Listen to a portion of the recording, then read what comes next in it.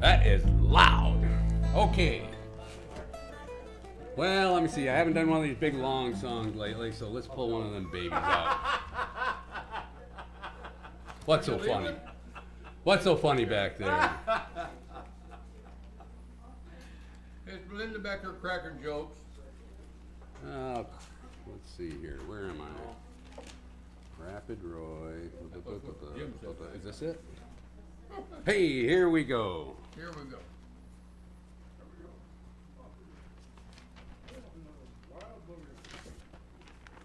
Let's get this straightened out here so I can... Oh, that's that short one you got, huh? Yeah, that's one of them long songs. Yeah. Okay. Only 500 verses. That's all. This song came out in 1972, way back then, by Charlie Daniels. It's called Uneasy Rider. Oh. GD. I wonder if he was really young. There was a movie that was called Easy Rider. Yeah. And this is kind of Rider? come out Something after along that like movie. that. You know, kind of the same idea.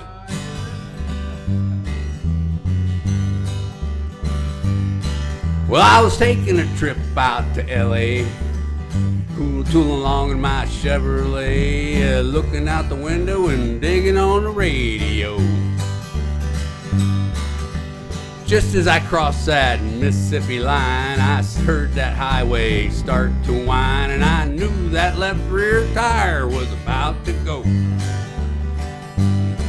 Well, the spare was flat and I got uptight, 'cause there wasn't a filling station inside, so I just limped down on the shoulder on the rim.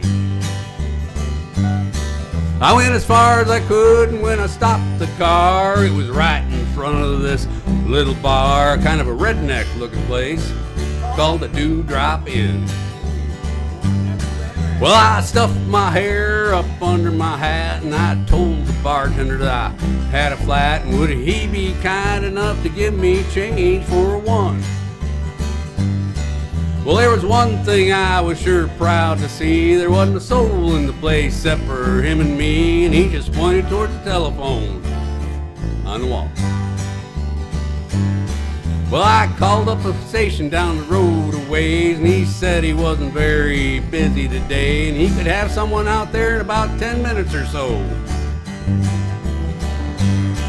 He said, now you just stay right where you're at, and I didn't bother to tell the darn fool that I sure as heck didn't have any place else to go. Well, I just ordered up a beer and sat down at the bar when some guy walks in and said, who owns this car? With a peace sign, the mag wheels, and the floor on the floor. Well, he looked at me and I dang near died, and I decided that I'd just wait outside, so I laid $1 on the bar and headed for the door. Well, just when I thought I'd get out of there with my skin, these three big dudes come a-strolling in with one old drunk chick, some fella with green teeth. And I was almost to the door when the biggest one said, you tip your hat to this lady, son. And when I did, all that hair fell out from underneath. Now the last thing I wanted was to get in a fight in Jackson, Mississippi on a Saturday night, especially when there were 3 of them and only 1 of me. Well, they all started laughing and I felt kind of sick, and I knew I better think of something pretty quick, so I reached out and kicked old Green Tea right in the knee. Now he let out a yell that'd curl your hair, but before he could move, I grabbed me a chair and said, watch him, boys, 'cause he's a thoroughly dangerous man. Well, you may not know it, but this man's a spy. He's an undercover agent for the FBI, and he's been sent down here to infiltrate the Ku Klux Klan.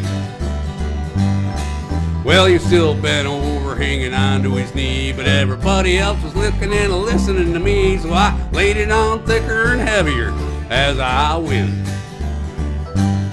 I said, would you believe this man has gone as far as tearing Trump stickers off the bumpers of cars, and he voted for Hillary Clinton for president. Yeah, she's a friend of those Long-haired tippy-type guys. I bet she's even got a commie flag tacked up on the wall side of his garage. Yeah, he's a snake in the grass, I'll tell you guys. He may look dumb, but that's just a disguise. He's a mastermind in the ways of espionage. Well, they all started looking real suspicious at him, and he jumped up and said, "Now wait a minute, Jim, you know he's lying. I've been living here all of my life." Well, I'm a faithful follower of Brother John Birch, and I belong to the Antioch Baptist Church, and I even got a garage. You can call home and ask my wife. Then he said something about the way I was dressed, but I didn't wait around to hear the rest. I was too busy moving and hoping I didn't run out of luck. And when I hit the ground, I was making tracks, and they were just taking my car down off the jack. So I threw the man a 20 and jumped in and fired that mother up. Well, old Mario Andretti would have sure been proud of the way I was moving when I passed that crowd coming out the door and headed toward me at a trot.